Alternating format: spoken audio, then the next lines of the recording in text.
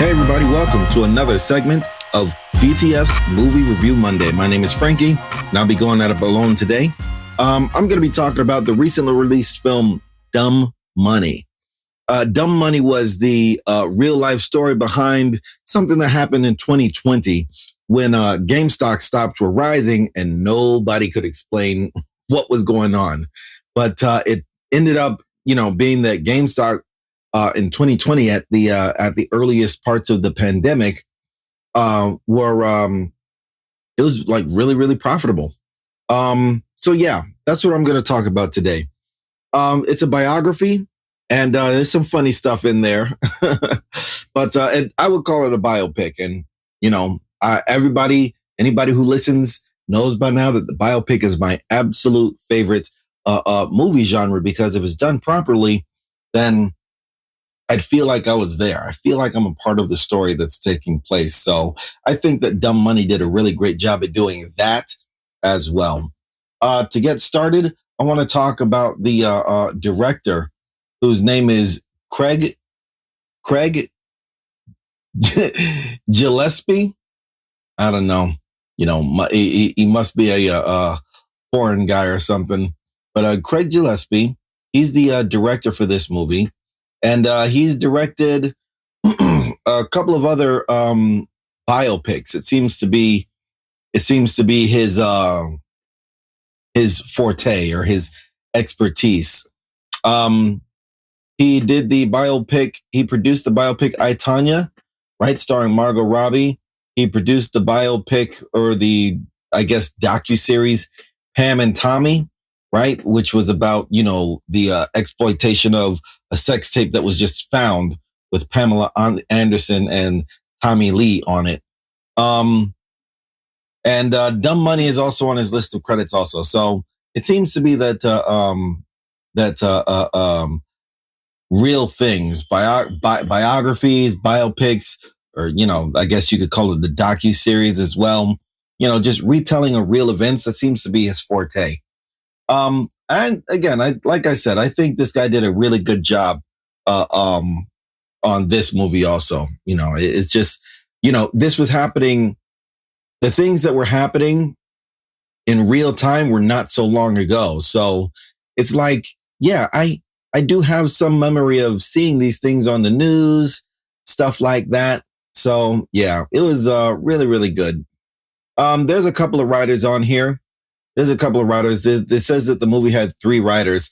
The names are Lauren Shooker Bloom, Rebecca Angelo, and Ben Mesrich. Ben Mesrich.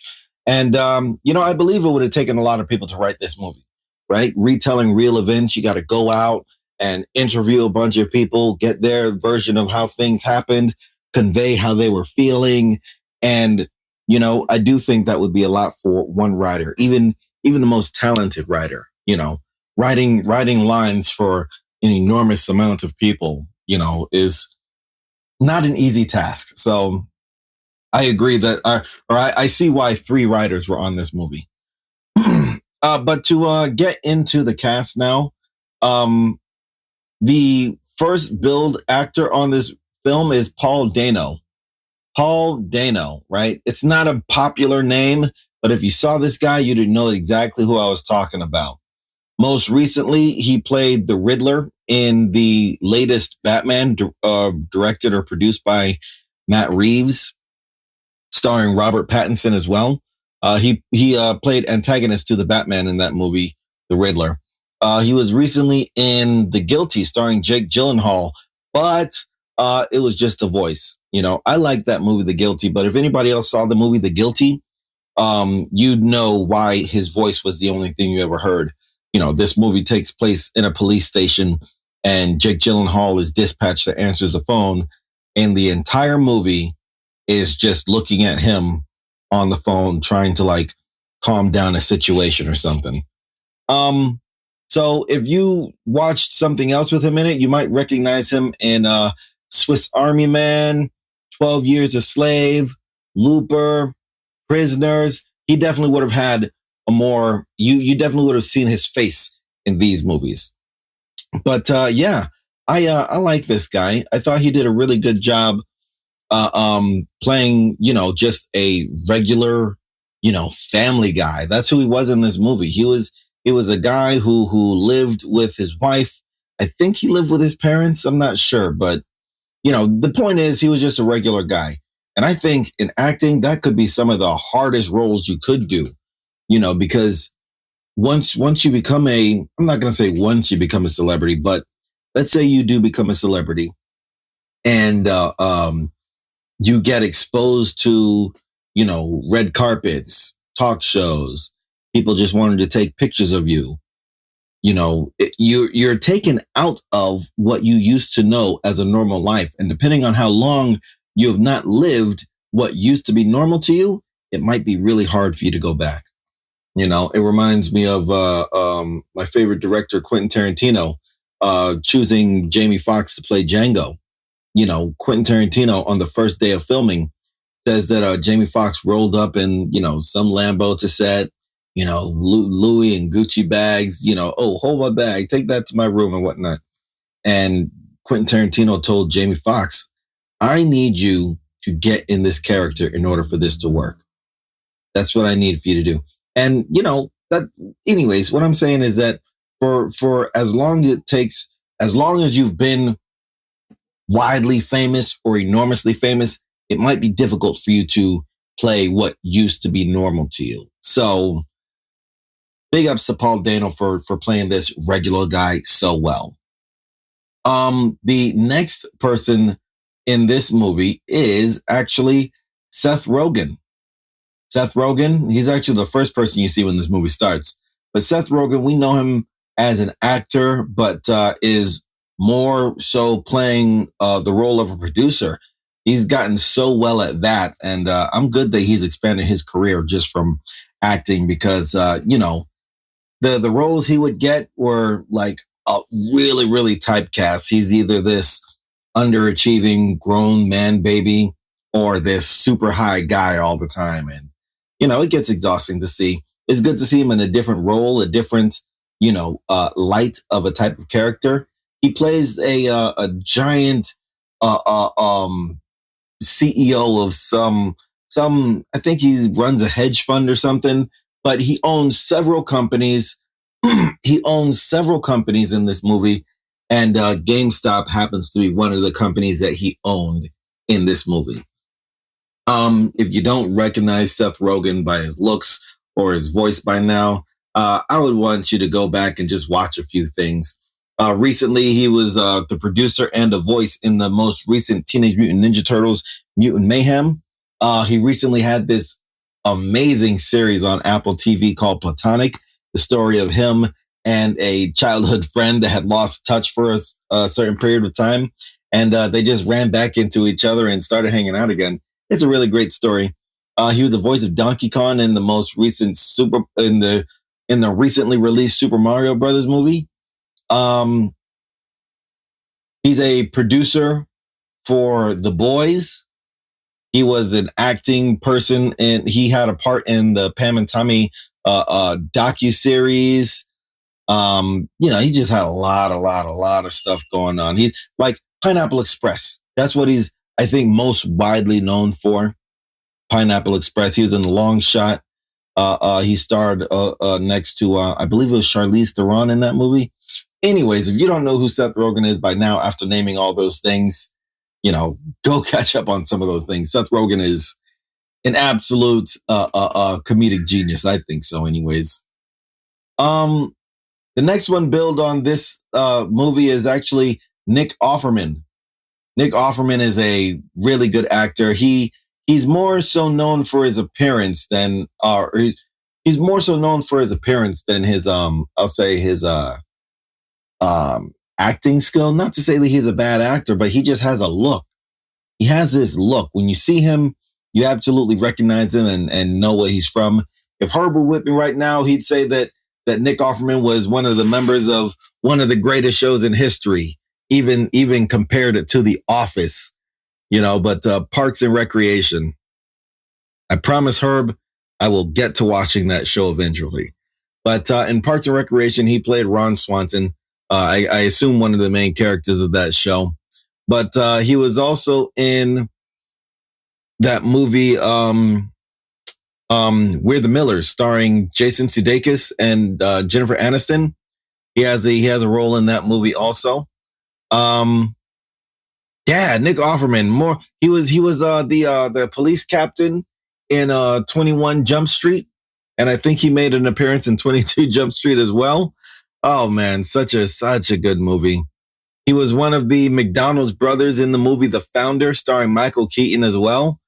The Founder is a good movie too. Oh man, he had a role in Brooklyn Nine-Nine, a TV show starring Andy Samberg. He's got a lot of stuff going on. Parks and Recreation, 123 episodes. That sounds like 6 seasons. Yeah, yeah. He was in 22 Jump Street. Nick Offerman, guys, what a great guy.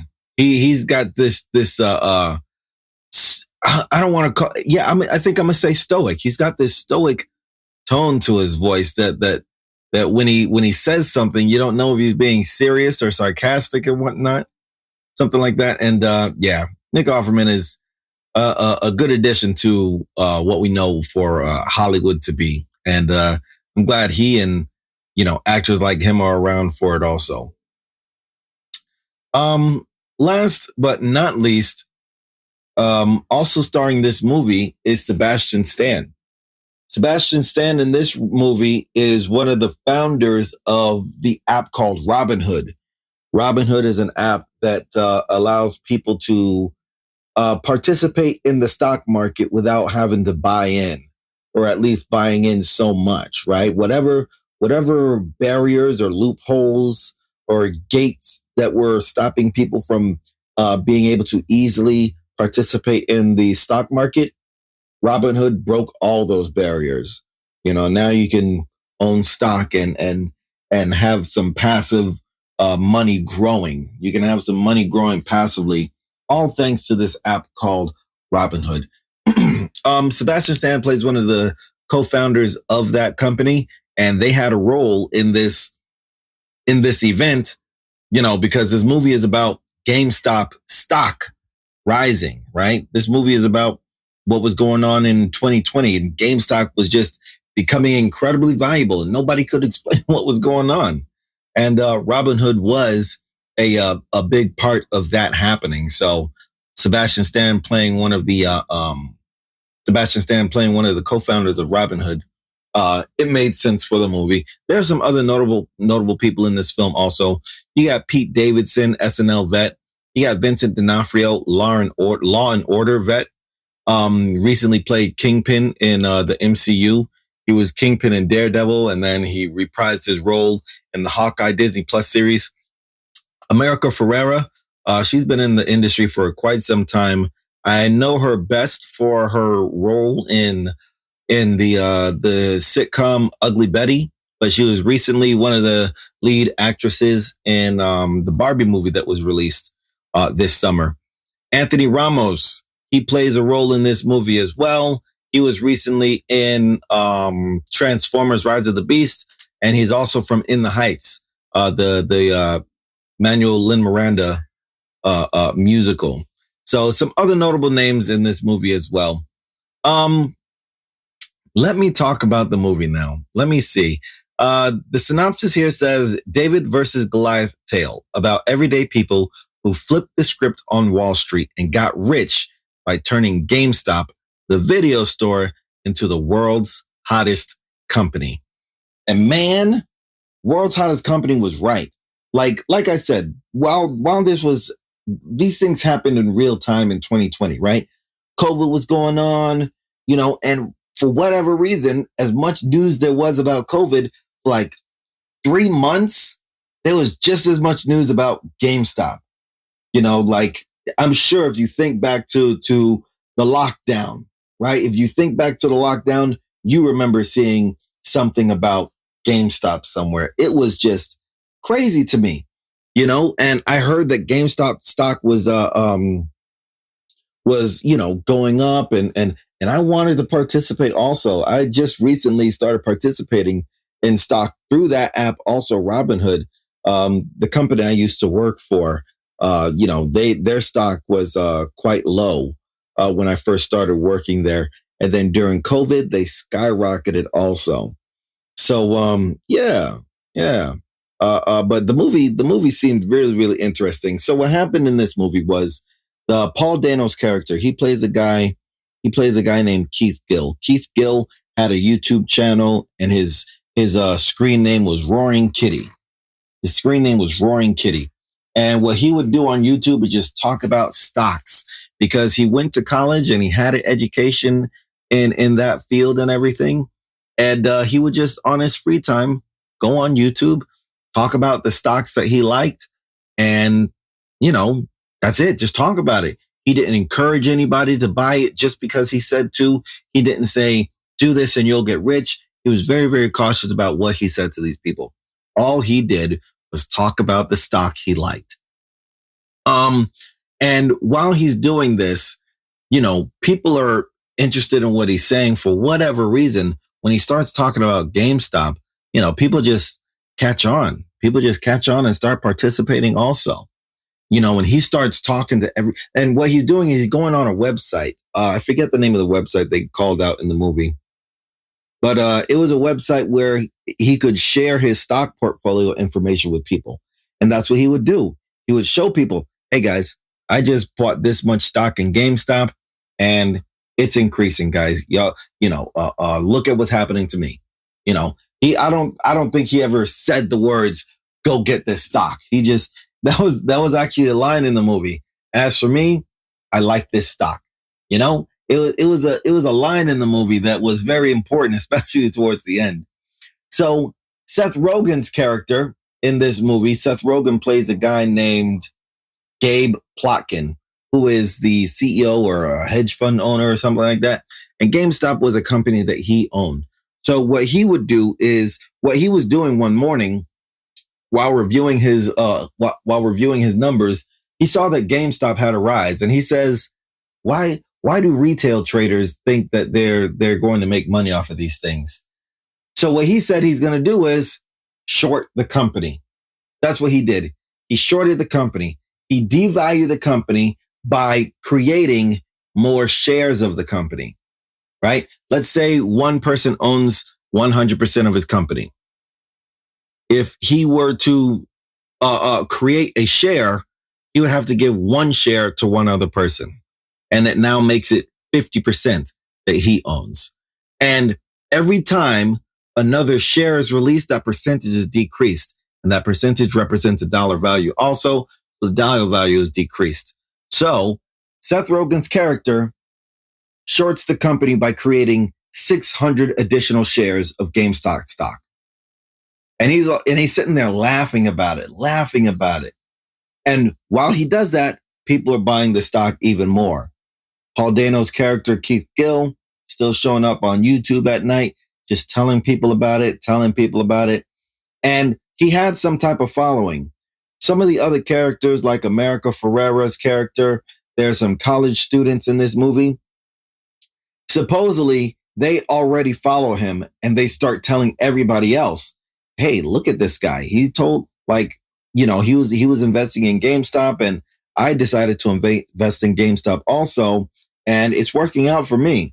And the word is just going around about how popular GameStop, or how much growth there is in this GameStop stock. And after he's Seth Rogen's character shorted the GameStop thing. He shorted GameStop, and it's still making money. The more money that these people invest in GameStop while he is shorting the company, Seth Rogen's character is losing money as well. So regular people are gaining money. Seth Rogen's organization is losing money. In the trailer for this movie, Keith Gill, the main character, his wife says, "How much money did we make yesterday?" $4 million. And the day before that, another 4 million. And then it goes to Seth Rogen's character and his wife. How much money did we lose today? $1 billion. And yesterday, $1 billion. Oh my gosh. Seeing stuff like that is not not to say, I don't want to get too political or anything, but, there are just some people who have enough money out there, and to see regular people, earning and not having to, hurt anybody else to earn that money. It's good to see. It's inspiring to see. And inspiring is the word, because this movie shows a connection between all these side characters. Anthony Ramos, America Ferrera. There's a young lady in there named Talia Ryder, and another young lady named Mahila Harold, right? These are the just regular working people and the college students that I previously mentioned, right? These people are just inspired by what they're doing to these large companies. These large companies are losing money while they are investing in GameStop, and they're earning money, and it's like I said, you're not physically hurting anybody by playing in the stock market like that. And if billionaires lose money, according to them, that's just part of the stock market. That's just a part of the stock market. You get some, you lose some. So what happens next in this film, right? Why Sebastian Stan's character is there, Robin Hood. So there's a part in this movie where they explain how Robin Hood works. And while it is free to us, while it is free for people to use the app, it is not a free way to get into the stock market. Somebody is paying money somewhere. And Sebastian Stan's character explains that. So with this raging increase in GameStop stock being bought through Robinhood, there's a security portion of this stock market trading, because if everybody invests in the stock market through Robinhood and one day everyone decides to cash out, Robinhood has to pay some of that money back too, or Robinhood is responsible for some of that money also, right? Not just whoever, not just the New York Stock Exchange or whatever, but Robinhood would be responsible for some of that money also. So a phone call comes into Sebastian Stan's character. They're saying, we need $3 billion from you to cover all this, interest in GameStop. And he, at the time, didn't have $3 billion. His organization in 2020 had only earned $2 billion. And this organization that helps with the New York Stock Exchange is demanding $3 billion to cover his portion, to cover the access that he's allowing people to get into the stock market. And he didn't have $3 billion. So what happened?